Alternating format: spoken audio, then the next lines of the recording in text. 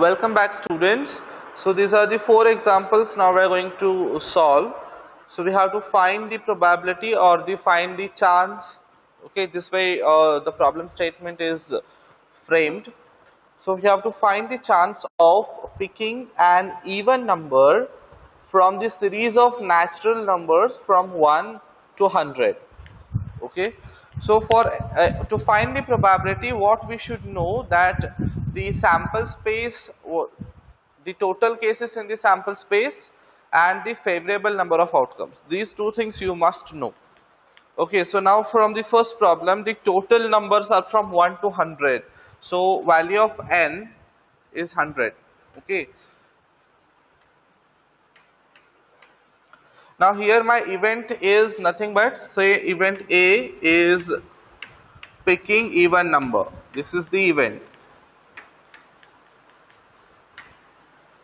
Okay, total cases or total outcomes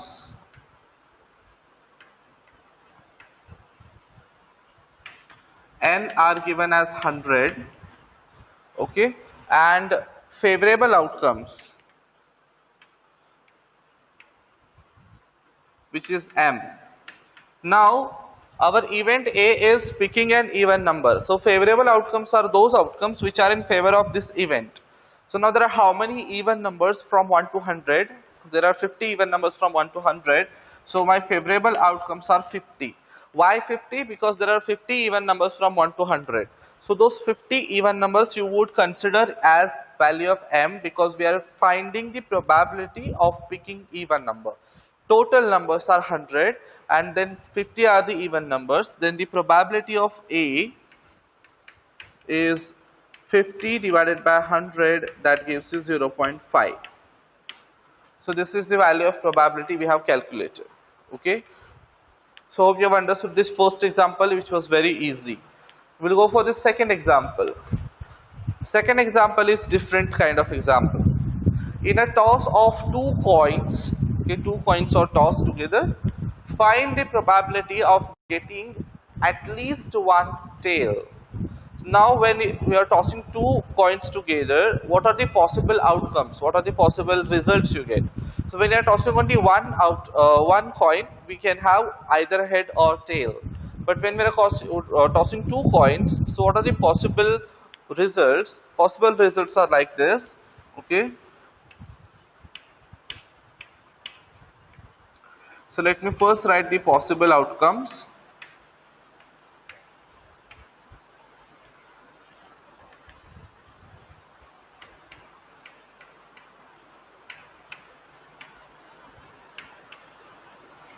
So let me first write the possible outcomes of tossing two coins together. So it may happen that both of them will turn into head. Okay, or it may so happen that both of them will give you tails. Or it may happen that one is head and one is tail, and specifically coin 1 is head and coin 2 is tail. Or it can be coin 1 is tail and coin 2 is head. So now you may ask me about these two, that they are same. Okay, so one head is one tail. Yes, they are same, one head is one tail, but it here also matters which coin is head and which coin is tail. Their order matters there. That's why we have to also count. Both of them has to be counted separately. So I don't think we have any other possibility. These are the only four possibilities we have. So for two coins, total number of outcomes are 4. Okay, so the total outcomes we have calculated are 4.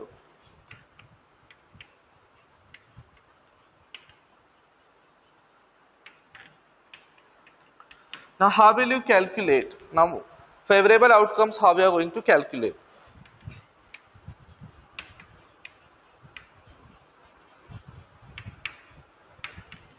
Okay, so whose probability we have to find, by the way? We have to find the probability of getting at least one tail. Okay, at least one tail means it can be minimum number of tail required is 1, maximum is not mentioned. So your favorable outcome counts one tail and one head. Say coin 1 is tail and coin 2 is head. That outcome we have to count. Then say coin 1 is head and coin 2 is tail, that also we have to count. And when both of them are tail, that's also we have to count, because these all three will satisfy the condition they have at least one tail in them. Okay, so we will consider these three, that tail tail, head tail and tail head. These three are our favorable outcomes. So favorable outcomes are three.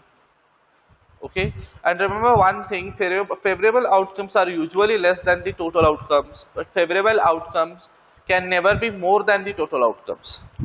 So then probability of this event is given by, the probability of A is m divided by n, that is 3 by 4. So which is, so the probability we have calculated is 3 by 4, which is 0.75. So there are 75% of chances where you can get at least one tail in the toss of two coins. So favorably good number of chances. So hope you have understood this second example also. Then we'll move for the third example. So third example statement is this way. A bag contains 20 balls numbered from 1 to 20. If one ball is drawn at random, what is the probability it is multiple of 5 or 7? Okay, so if one ball is drawn at random, what is the probability that it is multiple of 5 or 7? So now multiple of 5s from 1 to 20, how many those we need to consider? Multiple of 7s from 1 to 20 also we need to consider. Then we need to consider the total outcomes as well. Now it is multiple of 5 or multiple of 7, so it together it's a composite event. So these two are making one event together. Okay, now how we are going to calculate probability for this? Now first let me calculate the value of n is 20. Okay, now here it is the summation of two events where A1 or A2 is occurring. And how do you find the probability of A1 or A2? Is probability of A1 plus probability of A2. So then favorable outcomes, okay, or you can say multiples of 5 are how many? There are 4 multiples of 5 from 1 to 20, and multiples of 7 are 2 from 1 to 20. Okay, then probability of getting a multiple of 5 is given as, so now the total probability is given this way. So probability of getting multiple of 5 is, multiple of 5 are 4, among the total cases are 20, plus the multiple of 7s are 2, and the total of them is 20. Okay, so this is nothing but 6 divided by 20. Okay, so then which is nothing but 3 divided by 10. So probability of A we have calculated is,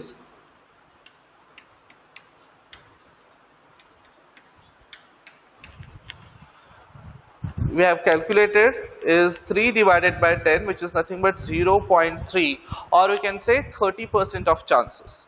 So here we have added both the ratios because there is OR. Okay, and if it was AND, then we have to multiply them. That is the sum of events, or you can say, and if both of them are occurring, if the probability was asked to calculate multiple of 5 and 7, then we would have multiplied them. Alright, so hope you have understood this third example as well. Now we'll go for the last example. So last example is different here.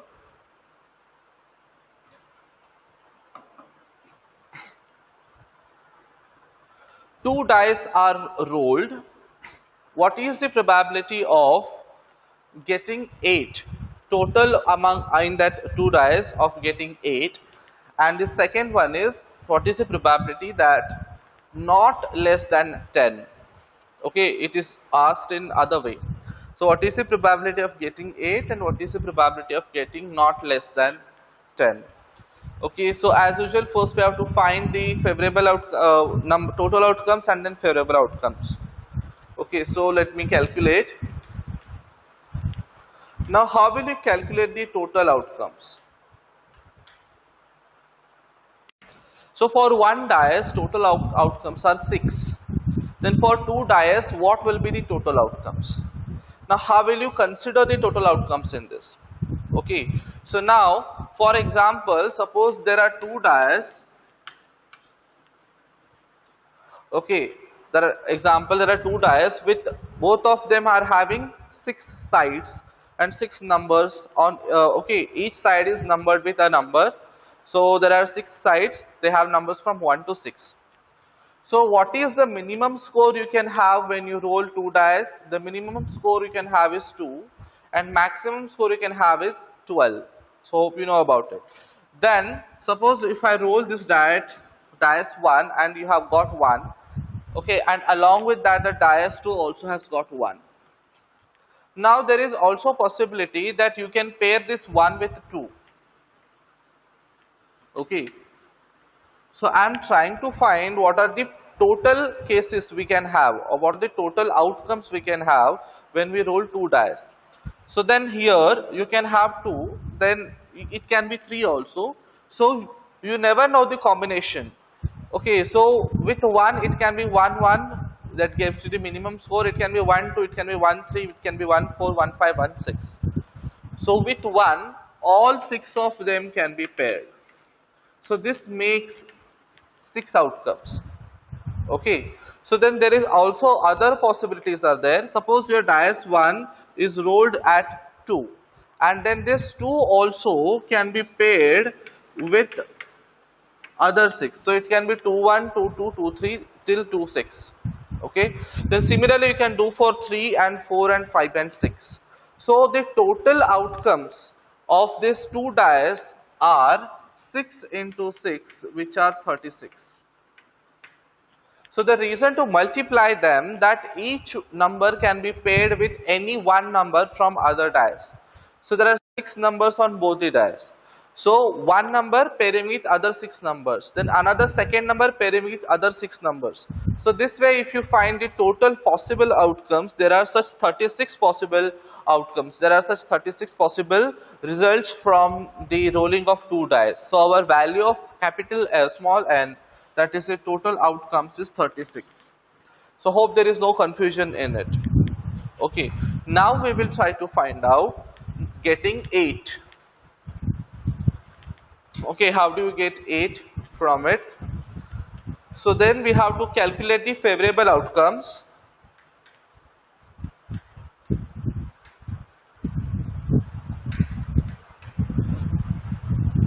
So favorable outcomes is getting score 8.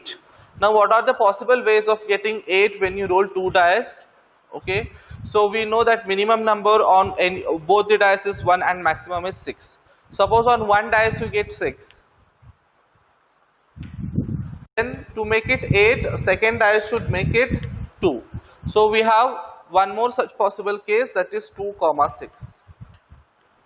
Okay, so if dice 1 is giving you 6, dice 2 should give you 2, or it can be vice versa, but we have to count both the outcomes. If it is 5, then definitely this has to give you 3, or it can be 3, 5. Okay, then if it is 4, then the other one has to give you 4. Now in this case we don't count the other bias, so it is counted as only 1. So there are how many favorable outcomes? So favorable outcomes we have calculated are 5 combinations, that is 6 2, 2 6, 5 3, 3 5 and then 4 4. So the favorable outcomes we have calculated are 5. So then probability of getting 8 is favorable outcomes 8 divided by 36. Okay, then it is nothing but 2 divided by 9. This is what the probability of A we have calculated. So this is the first part. Now what about the second part?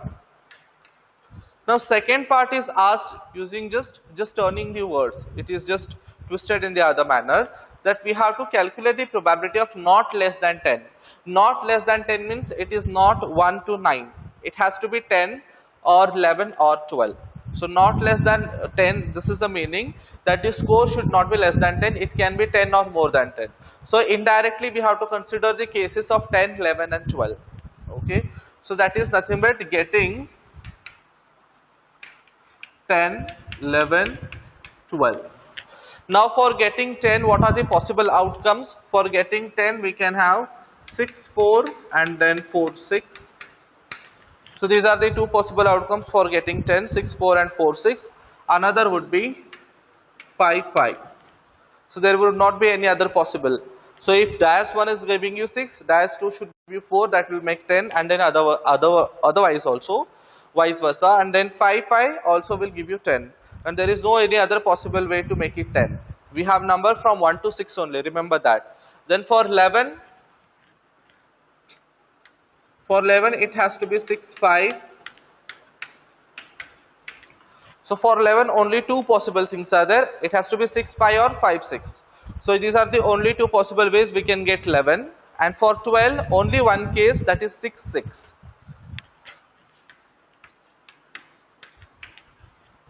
So the possible outcomes where our sum is not less than 10 are 3 of 10, then 2 of 11 and 1 of 12. So all together it is making 6 outcomes.